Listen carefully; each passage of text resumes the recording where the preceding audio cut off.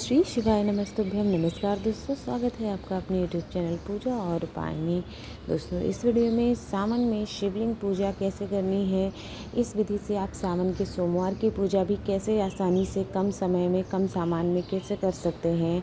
केवल शिवलिंग का आप पूजा करना चाहें तो भी आप प्रतिदिन अभिषेक कैसे कर सकते हैं, पूजा अर्चना विधिवन वो पूजा आपको करके दिखाने वाले हैं। सावन जो है 11 जुलाई से 2025 में स्टार्ट हो रहा है, 9 अगस्त तक चलेगा। सावन का पहला सोमवार 14 जुलाई को व्रत रखा जाएगा। सावन में शिवलिंग के पूजन और अभिषेक का बहुत विशेष महत्व होता है। पूरे सावन आपको ये करना होता है। आप चाहे तो कर सकते हैं, नहीं तो केवल सोमवार के दिन आप कर सकते हैं विधि विधान से, क्योंकि भोले बाबा को जो है अपना शिवलिंग का अभिषेक बहुत ही प्रिय माना जाता है, बहुत पसंद है उनको। तो इसलिए चाहे आप अपने घर में भी शिवलिंग का अभिषेक कर सकते हैं विधि विधान से, या फिर आप मंदिर में, आसपास कहीं मंदिर है पास में तो आप वहाँ जाकर भी कर सकते हैं। ठीक है। अगर घर में जैसे शिवलिंग नहीं है तो आप मिट्टी के पार्थिव शिवलिंग पूरे सावन भी आप बना करके कर सकते हैं, नहीं तो केवल सोमवार के दिन या कोई व्रत उपवास पड़ता है उस दिन आप बना करके कर सकते हैं। तो इस वीडियो में आपको शिवलिंग की पूजा के अभिषेक कैसे करना है विधि विधान से, अगर आप सोमवार व्रत रख रहे हैं तो भी, नहीं है तो पर भी कैसे कर सकते हैं, भोले बाबा को प्रसन्न करने के लिए जलाभिषेक, उसकी संपूर्ण आपको विधि बताने वाले हैं। सबसे पहले तो देखिए, भोले बाबा के सब परिवार कोई फ़ोटो है अगर आपके पास तो आप वो फ़ोटो स्थापित कर दीजिए, रख दीजिए आपको वहाँ पर। साथ ही शिवलिंग को आपको किसी साफ चौकी पर जो है स्थापित करना है। आपके पास अगर जो भी शिवलिंग है घर में आप रखे हुए हैं उसकी पूजा करिएगा, नहीं तो मिट्टी का शिवलिंग बना दीजिएगा, नीचे बेलपत्री का आसन दीजिएगा और एक दिया जो है वो पहले ही जला करके रख दीजिए। दीपक क्या होता है, पूजा का प्रतीक माना जाता है, एक साक्षी होता है आपकी पूजा का, तो इसलिए धूप दीप जला करके रख लीजिए। उसके बाद हम शिवलिंग का अभिषेक करना शुरू करेंगे। बेलपत्र वगैरह सब नीचे डाल दीजिएगा। सबसे पहले हम जल से जो है स्नान करवाएंगे भोलेनाथ को। और जब भी आप स्नान करवा रहे हैं, देखिए तांबे के लोटे का विशेष महत्व होता है, तो अगर आप तांबे के लोटे से स्नान करवाएं तो बहुत अच्छा माना जाता है। और जब शिवलिंग रखते हैं तो देखिएगा जो जलाधारी होती है, यानी जिधर से जल गिरता है उसका मुख जो है वो उत्तर दिशा की तरफ होना चाहिए। वो इस तरह से आप जो है शिवलिंग को रखिएगा, जल चढ़ाइएगा। जल से स्नान कराने के बाद आपको दूध से भी, दूध जो है कच्चा दूध होना चाहिए, उबाल के अगर आप चढ़ाते हैं तो वो गलती मत करिएगा। हमेशा भगवान को जो दूध चढ़ता है वो कच्चा दूध ही रहता है अभिषेक में, तो कच्चा दूध चढ़ा दीजिएगा। इसके बाद दही आपको चढ़ानी है। इस तरह से देखिए दही भी आप चढ़ा दीजिएगा। दूध, दही, ये सब चीज़ें आप तांबे के लोटे में, तांबे के पात्र में मत लीजिएगा। आप स्टील का बर्तन यूज़ कर सकते हैं कुछ और, लेकिन तांबे के बर्तन में दूध दही जो है ये सब जहर के समान हो जाता है, इसलिए नहीं यूज़ किया जाता है।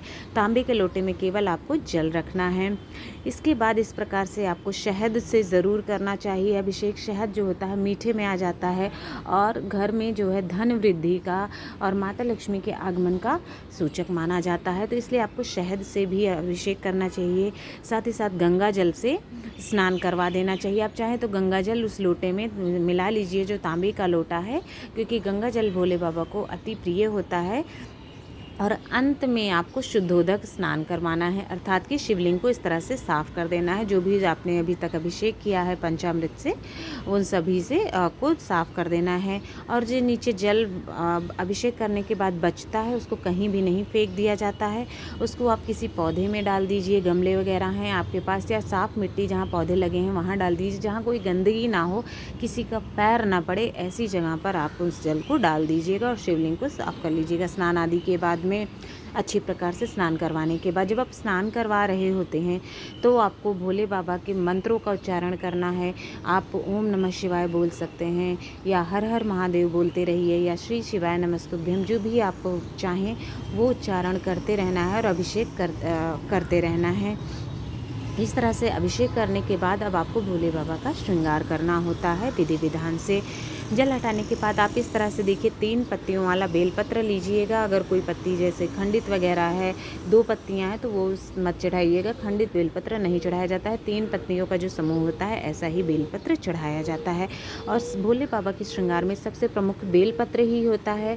तो आप चाहे तो उस पर कोई ओम बना सकते हैं, स्वास्तिक बना सकते हैं, या इस प्रकार से पीली बिंदी पीला टीका आप लगा सकते हैं। ठीक है, इसका आपको ध्यान में रखना है। इस तरह से करने के बाद में जब आप बेलपत्र चढ़ा दें तो आप धतूरे हैं, अगर आपको मिल जाए तो धतूरा उनका अति प्रिय है, वो चढ़ा दीजिएगा। और साथ ही साथ भोले शंकर भगवान को जो है वो सफ़ेद फूल अति प्रिय होते हैं, तो आप शिवलिंग पर जो है सफ़ेद फूल चढ़ा दीजिए। अगर सफ़ेद नहीं मिल पाता है कोई फूल और फूल भी चढ़ा दीजिए, ऐसा कोई बंदिश नहीं है, बस सफ़ेद रंग का फूल अति प्रिय है। बस इसका ध्यान आपको रखना है कि केतकी का फूल गलती से भी मत चढ़ाइएगा, वरना जितनी पूजा पाठ की है वो सब बेकार हो जाएगा, उससे महादेव क्रोधित हो जाएंगे।